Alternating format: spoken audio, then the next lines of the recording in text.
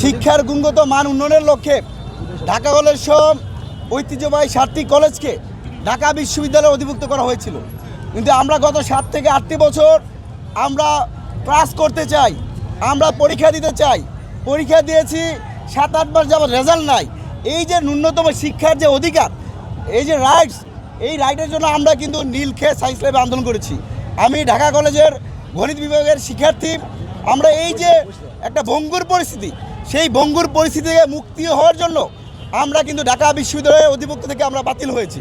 আমরা সরকারকে জানিয়েছিলাম যে শেখ হাসিনার রাজনৈতিক সিদ্ধান্তের কারণে, শেখ হাসিনার রাজনৈতিক অভিপ্রায়ের লক্ষ্যে প্রায় 2 লক্ষ শিক্ষার্থীর জীবনকে হুমকির মুখে ঠেলে দেওয়া হয়েছে। তারই ধারাবাহিকতা অধিভুক্ত বাতিল করা হলেও গত 1.5 বছর ধরে আমাদের এই যে 7টি কলেজের শিক্ষার্থীরা আন্দোলন করছে, সেখানে কিন্তু কার্যত কোনো আমরা সমাধান দেখতে পাচ্ছি না। বিশেষ করে আমি আজকে এখানে আসার আগে আমি একটি দেখলাম যে গত 31শে অক্টোবর 2024 সালে আমাদের যে আব্দুর রহমান, ফাহাদ, রাকিব সহ আমি 7 জন প্রতিনিধি নিয়ে আমাদের তৎকালীন শিক্ষা উপদেষ্টা, বর্তমানে যিনি পরিকল্পনা উপদেষ্টা হিসাবে আছেন ওয়াহিদ স্যার সহ আসিফ মাহমুদ সহ আমরা সচিবালয়ে মিটিং করেছিলাম। গত 1.5 বছর আগে আমরা যে দাবি উত্থাপন করেছিলাম, শিক্ষার্থীদের যে বিষয়গুলো নিয়ে সমস্যা হয়, সেগুলো কিন্তু গত 1.5 বছর একটুও সমাধান হয় নাই। আমরা এই যে আরেকটা কথা না বললেই নয়, আমি কেন্দ্রীয় সমন্বয়ক হিসাবে সায়েন্স ল্যাব নীলক্ষেত মোড় নেতৃত্ব দিয়েছিলাম।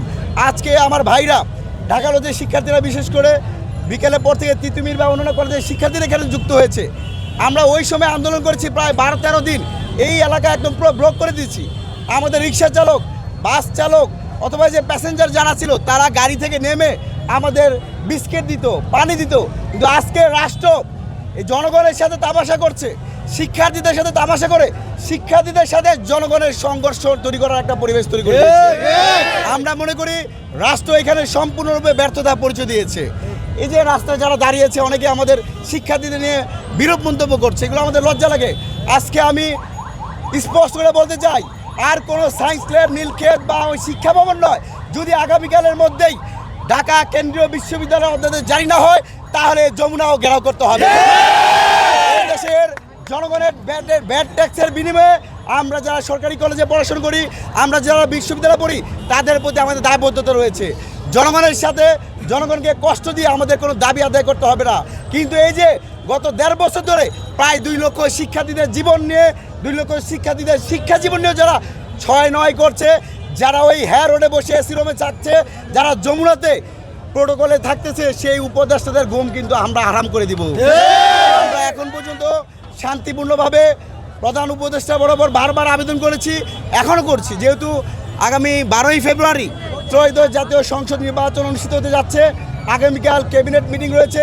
আমরা মনে করি এখানে একটা বিষয় স্পষ্ট করি, আমাদের আন্দোলনরত এবং 7 কলেজের অন্যান্য শিক্ষার্থীদের মধ্যে একটু দূরত্ব ছিল যে আমরা কোন মডেল চাই। আমরা যদি বিশ্ববিদ্যালয় হই, তাহলে কি ঢাকা কলেজ থাকবে কিনা, অন্যান্য কলেজ থাকবে কিনা, বা মেয়েদের সাথে সহাবস্থান হবে কিনা, এই বিষয়গুলো, বা বর্তমানে যারা শিক্ষক আছে তারা থাকবে কিনা, এই বিষয়গুলো কিন্তু অনেকটা এখন কনসিডার হয়েছে। আমরা মনে করি উদ্ভূত পরিস্থিতিতে যে আলোচনা হয়েছে, সেখানে আর কোনো অজুহাতেই ঢাকা কেন্দ্রীয় বিশ্ববিদ্যালয় অধ্যাদেশ আটকানো যাবে না।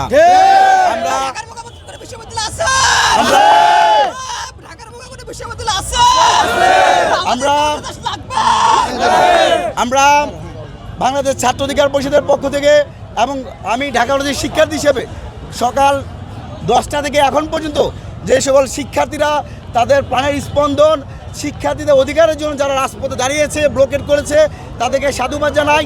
একই সাথে আমি মিডিয়ার ভাইদের সামনেই আন্দোলনকারী আমার ছোট ভাইদের প্রতি অনুরোধ জানাই, এই যে দেখেন, আমরা আমাদের স্পষ্ট সরকারের সাথে আমাদের দাবি, সরকার আমাদের দাবি মেনে নেবে। সরকারের জন্য আজকে দাবি আমাদের আটকে যাচ্ছে। কিন্তু এই যে আমাদের পাশে কিন্তু ইবনে সিনা আছে, ল্যাবেড আছে, সেন্ট্রাল হসপিটাল আছে, পাশে শাহবাগে পিজি হসপিটাল আছে। ঢাকার গুরুত্বপূর্ণ একটা প্রাণকেন্দ্র সায়েন্স ল্যাবে আমরা যদি সকাল থেকে সারা রাত, সারা দিনভর যদি আমরা ব্লকেট করে রাখি, তারা যারা অ্যাম্বুলেন্স নিয়ে আসতেছে, জরুরি কাজ করতে চাচ্ছে, তাদের জন্য বাধা হবে। সেক্ষেত্রে আমি সবার প্রতি অনুরোধ জানাচ্ছি, আমরা যেন সন্ধ্যার আগেই এই সায়েন্স ল্যাব ব্লকেটটা উঠাই নেওয়া হয়, এবং একই সাথে যদি আগামীকাল ক্যাবিনেটে অধ্যাদেশ জারি না হয়, তাহলে আপনাদের সাথে আমি সাথে থেকে যমুনাও ঘেরাওর জন্য আমি সেখানে ধন্যবাদ জানাচ্ছি সবাইকে।